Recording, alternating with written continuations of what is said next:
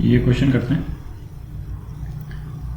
एक पुली के ऊपर दो मास दे रखे हैं, दोनों मास आइडेंटिकल हैं, है ना, m1 is equal to m2 is equal to m, ठीक है, kg। इस पे m2 पे एक मास m जो है वो u वेलोसिटी से गिरा और फिर वो वहीं पे चिपक गया, है कि नहीं। बेसिकली बॉल जो है वो गिर करके यहीं पे स्टिक हो गई, ठीक है। तो m2 की वेलोसिटी पूछिए, है ना। पहले ए वाले में निकालते हैं m2 की क्या वेलोसिटी होगी।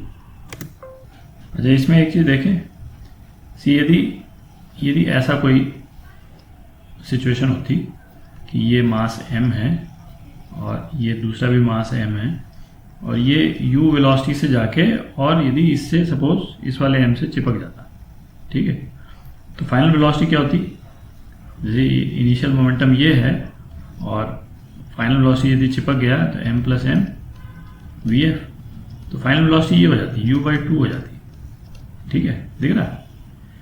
अच्छा, इस केस में जो है वो ये स्ट्रिंग भी है, तो इस केस में क्या हो रहा है, जैसे ही ये इस पे टकराया, झटका लगा इसको, एक तरह से स्ट्रिंग को किसी ने झटके से खींचा, है ना, नीचे की तरफ। तो इसमें एक एडिशनल टेंशन जो है वो डेवलप होगा एक छोटे से पीरियड के ऑफ टाइम के लिए, ठीक है। इस एडिशनल टेंशन को हम T0 बोल देते हैं, ठीक है।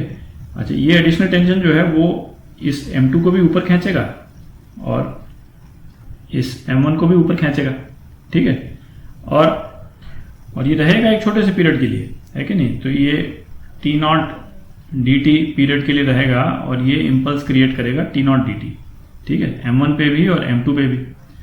तो ये डिसाइड करता है कि m2 की फाइनल m2 और m2 और ये वाली बॉल जो है जो इस पे चिपक गई उसकी फाइनल वेलोसिटी क्या होगी, ठीक है। तो m2 और बॉल का देखते हैं। तो ये बॉल जो है वो नीचे की तरफ इसको मोमेंटम देगी m2 को। अच्छा, इस बॉल का मोमेंटम स्ट्राइक करने के जस्ट पहले mu है, ठीक है, वो ये इसको इम्पार्ट कर रही है m2 को, ठीक है।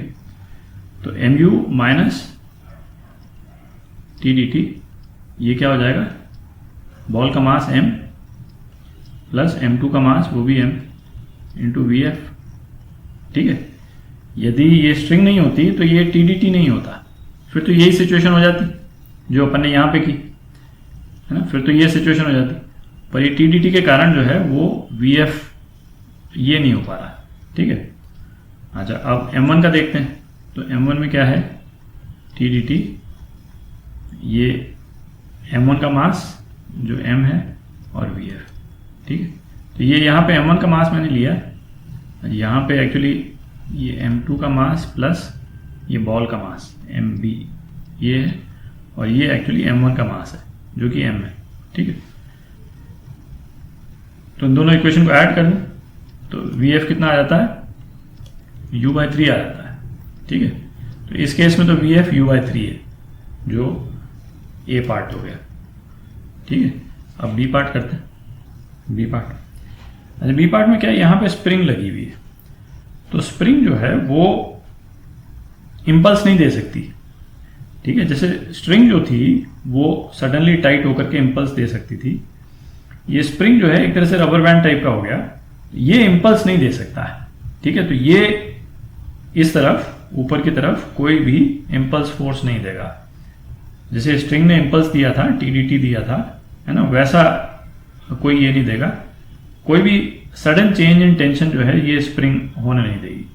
तो इसमें तो फिर सिंपल ही हो गया कि इसकी मोमेंटम नीचे की तरफ था कोलिजन के जस्ट पहले, और कोलिजन के बाद में जो है वो दोनों चिपक गए, m2 प्लस ये बॉल का मास इंटू vf। तो mu इज इक्वल टू दोनों का मास m है vf कितना आ गया, u/2, ठीक है। तो ये हो गया।